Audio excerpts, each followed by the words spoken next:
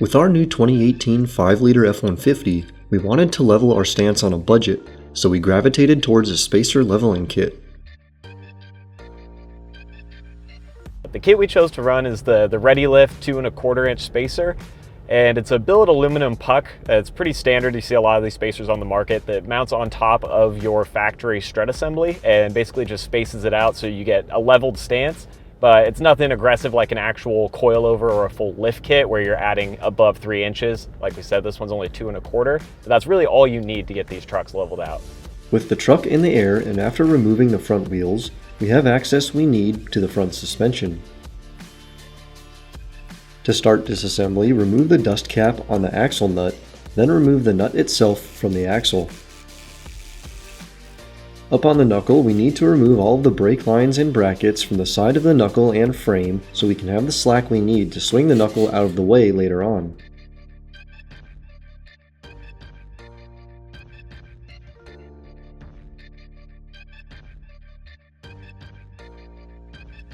The sway bar can be unbolted from the top of the end link and rotated up and off once both sides are free from the end links.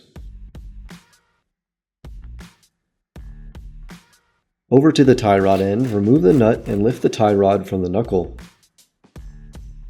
Up at the upper control arm connection to the knuckle, loosen the bolt that holds them together, but leave it attached on the last few threads so you can break them loose from each other. And now for the UCA on the frame side. Loosen the bolts just enough to take the tension from the upper control arm. This will allow us to take the UCA out of the knuckle safely since it will relieve the tension from the control arm. But before that, unbolt the 2 lower shock studs from the lower control arm and unplug the vacuum connection from the axle on the knuckle. Move up to the top coilover mount and remove the 3 nuts that hold it to the frame.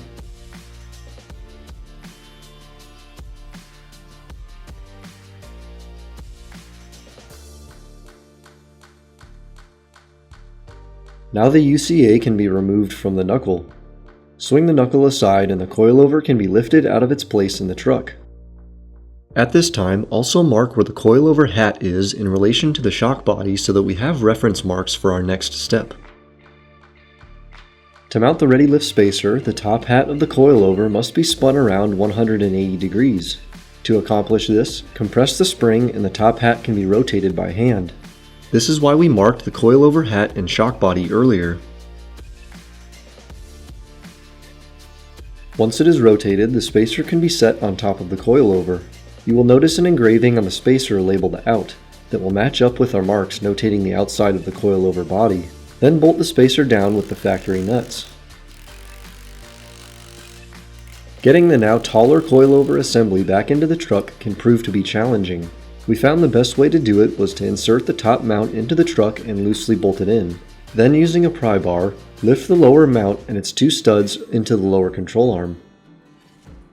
Once it is in place, attach the lower coilover nuts to the studs.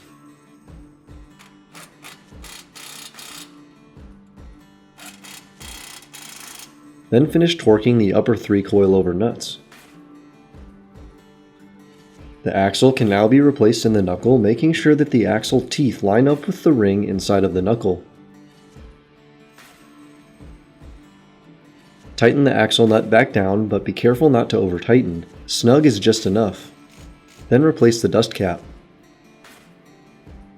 To replace the upper control arm back into the knuckle, we used a jack on the lower control arm to give our suspension a bit of compression.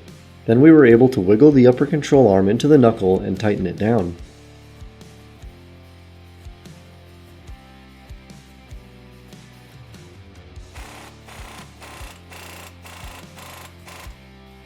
The rest of the reassembly goes fast and starts with plugging in the vacuum line to the axle, then replace the tie rod ends,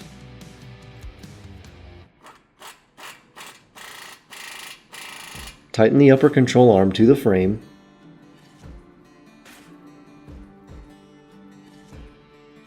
then reattach the brake and ABS lines to the knuckle and frame.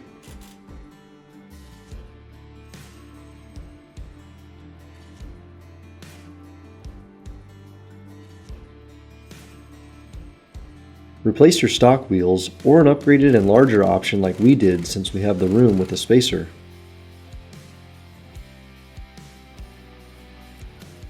So the first thing that's immediately noticeable is the way this truck sits. When you walk up on it or you see it driving, it's definitely got a way more aggressive stance now. The spacer gets that front end leveled out, and there's not the weird nose down rake that these trucks typically come with from factory. So we're really happy with the way the truck sits, and it looks properly aggressive.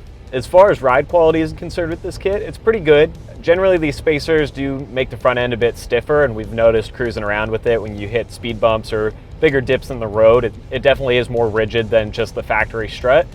But that being said, it's also not a terrible, uncomfortable ride. It's very, very daily drivable and very comfortable, regular street driving, highway driving, whatever it may be.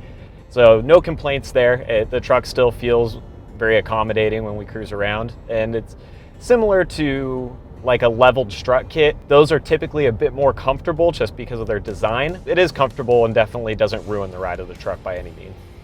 Find this ReadyLift kit on our website at stage3motorsports.com.